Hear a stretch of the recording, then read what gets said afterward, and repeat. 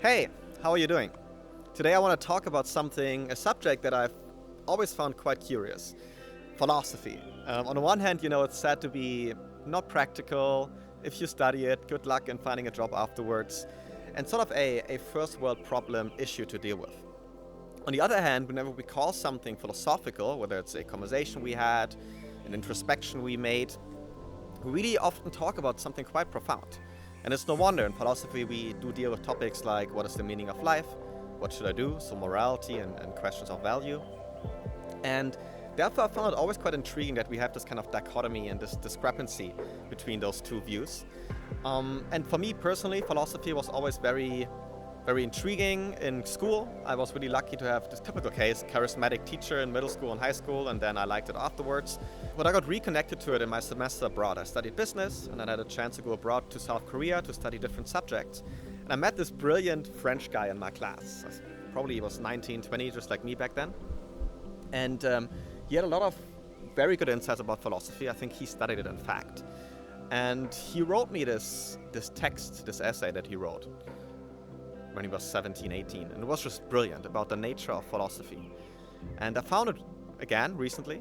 And also recently, a couple of months before, I did a philosophy course. And I was just reflecting about how we think nowadays, how we build our opinions, how we form our opinions. And I felt it was important for me to share what his insight was, to kind of connect it to what I now know about the study of philosophy, and also to make the case that philosophizing itself may be something that will help you and our society as well to move forward. Lord Russell, what is philosophy? Well, that's a very controversial question. I think no two philosophers will give you the same answer. What philosophy deals with are the assumptions on which a great many normal beliefs rest. Philosophy consists of speculations about matters where exact knowledge is not yet possible. So let's first talk a little bit about what philosophy is as a subject as well. You've seen a couple of definitions here in the introduction. Bertrand Russell, for example, says that it's kind of dealing with the purviews that science cannot yet deal with, and he in fact is also of the opinion that eventually science can replace philosophy. That's one way of looking at it. Then another one we have heard from Isaiah Berlin is that philosophy deals with the assumptions based upon which many of our beliefs lie, so kind of getting deeper. This connects back to what I meant about the profundity of philosophy. And this connects really well also to what other philosophers said. Socrates, for example, said the unexamined life is not worth living. And Nietzsche said that he who has a strong why can bear almost any how.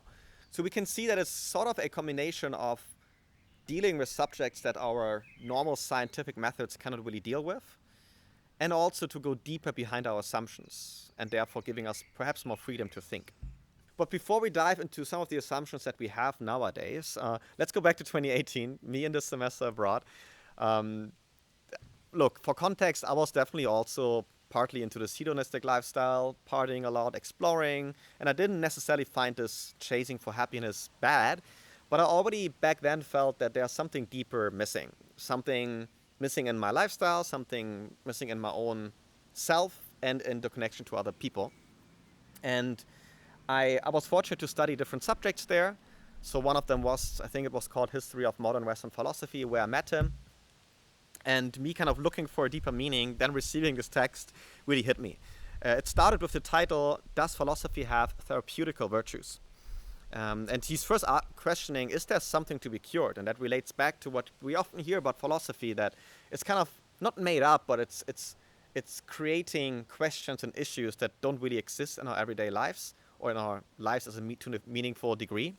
He says perhaps things like guilt, fate, fearing death, endless pain. And those are very deep issues, and perhaps you can relate to them. Some of them you fear, some of them you suppress or you already dealt with. And then he's going into the nature of philosophy and first mentions that philosophy on its first glance is a tool of destruction. He says it destroys the representations upon which the individual has long for relied. So this kind of goes back to what we talked about in the definitions. So he saw that as well, kind of this idea of destroying the preconceived notions we have about our lives.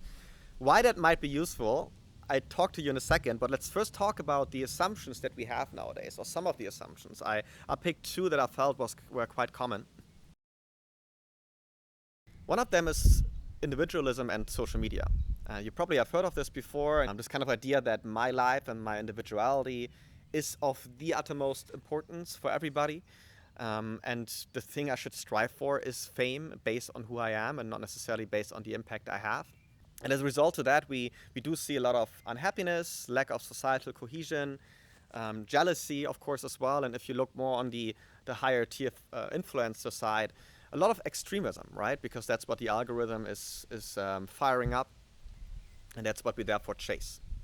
The other assumption that we live by nowadays mostly, and that kind of impacts the relationship to ourselves, to other people, politics, of course, as well, is on morality itself. This idea, for example, of moral relativism, that basically all moral systems and opinions and values are equally important and that we have to respect that, which of course has its positive and negative implications. And on the other hand, the more religious point of view, there's one way of living by.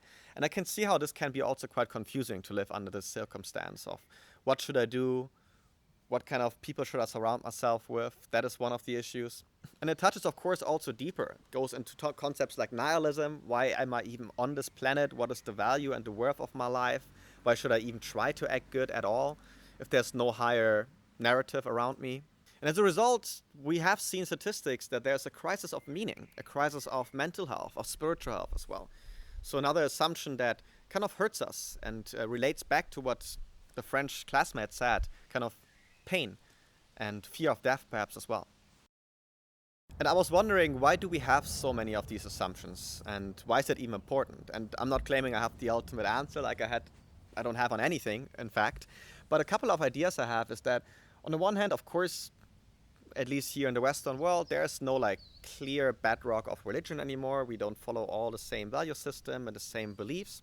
On the other hand, we are just a lot into consumption. We consume a lot of opinions. We are following influencers.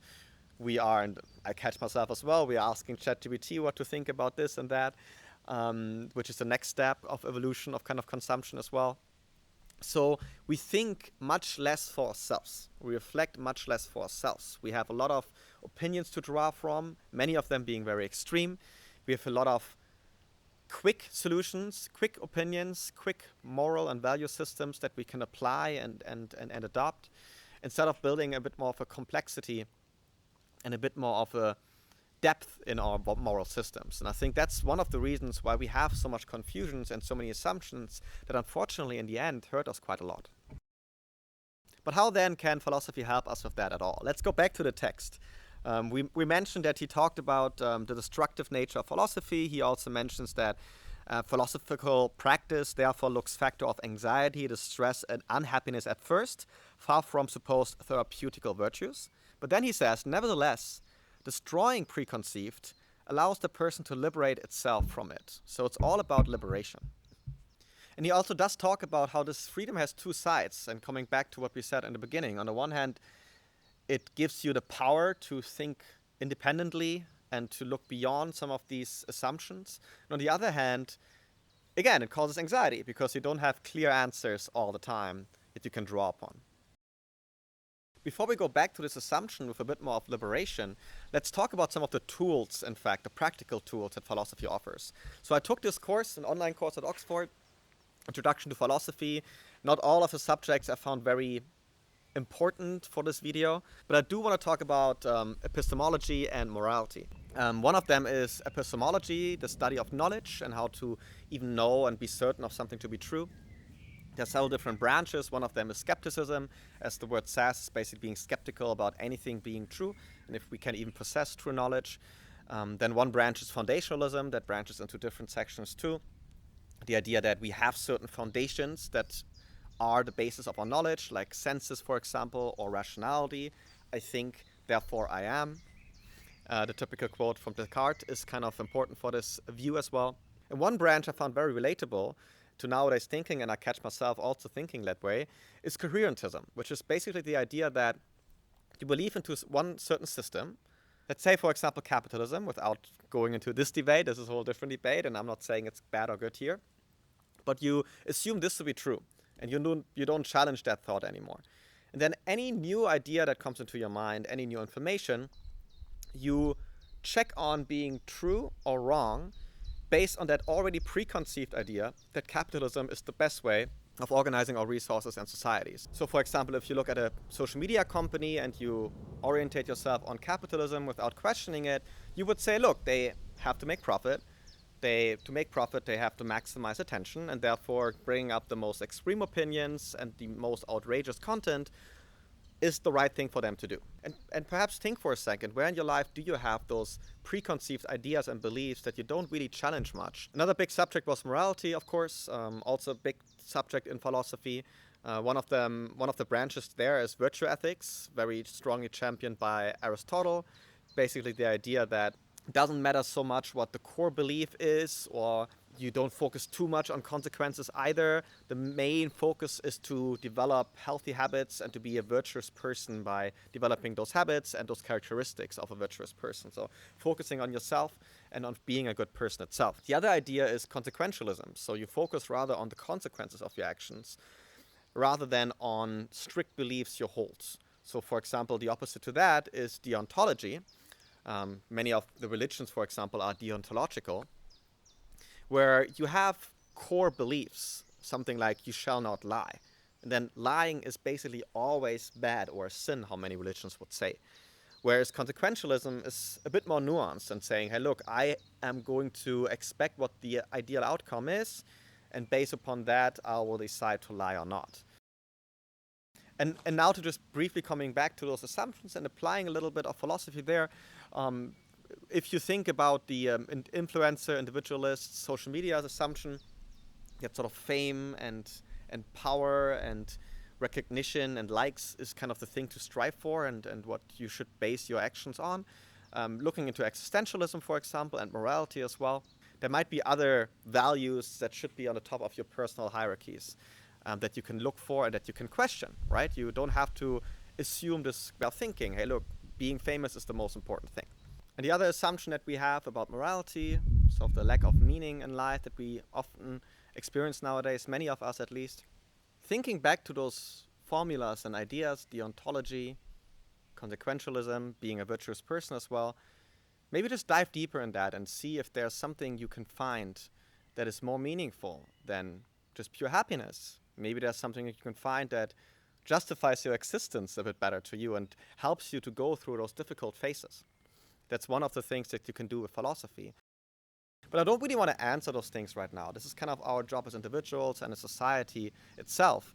What I try to show to you is that there are many tools, either by studying philosophy or by just simply reflecting more and being less on autopilot, that can help you to challenge the beliefs you have.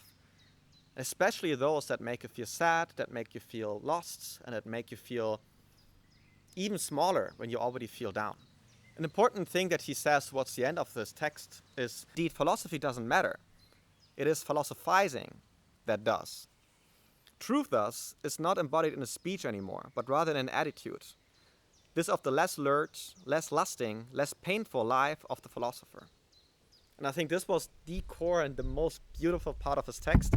It's about acting better, being less under pain, being less under control of those preconceived notions, being more free, more liberated, while maintaining a good balance and being virtuous as a person. That is, for me, what philosophy and dealing with those concepts, whether in conversation or individually, or by reading a book, can do to you. And that's why I think it's that important. And in the end, just also remember how many doors that can open for you and how you currently come to your conclusions. You don't have to rely on extreme opinions in the internet or on ChatGPT. Of course, it causes anxiety and not everything is clear. But in the end, as my French co-student wrote, that is going to liberate you and going to lead you to a path that is more free and less painful. So, a lot of talk. How do we integrate this nowadays? There's a lot of ideas in my mind. I feel one thing, as I've mentioned throughout the video, is kind of to start engaging with those concepts. Perhaps studying a little bit about philosophy. That's one idea. Reflecting, challenging yourself. Maybe creating also. Writing down on a paper what your values are. Instead of purely just consuming and mindlessly following the preconceived notions that are already in your head. That is one kind of advice I would want to give. Then on the other hand, to engage more in those conversations about those topics on a societal level too, and with your friends, in your community, in your neighborhood, to start implementing those communities where we can talk about things like, what is the meaning of life? What should I do? How should I treat this person? How should I treat this issue in my life? What job should I have? Yes, often they have practical solutions and answers too, but if you feel there's a deeper underlying issue, something more depressing perhaps even in your life, I feel philosophy can really be a very liberating force. And what I want to do, I will announce it in a different video, I want to start building those communities where we can talk and discuss and feel deeper into our emotions, into our feelings and our preconceived notions. And like that, maybe come to more common ground in the end of the day. Because one thing I do find is very sad is the fights we have, the misunderstandings, the extremism, the kind of, how would you call it, the straw manning, which is the idea that you hear someone's opinion and you put it out there in the worst possible way just because you disagree with it. All of that has to stop. I really hope for all of you, for myself as well, to be more liberated, less under pain of all of these questions. And in the end, through that, connecting more to love, more to oneness, and more to all of the people around us. Okay, this is the video for today. There's a plane coming, but I hope you can hear me still. Let me know in the comments what you thought about it, what you think about philosophy, if you have other insights that you want to share, and maybe some of the preconceived notions and ideas that you have in your head. And I see you soon. I know consistency was not my strength on this channel, but I try my best to bring it up. And thanks for tuning in. Bye-bye.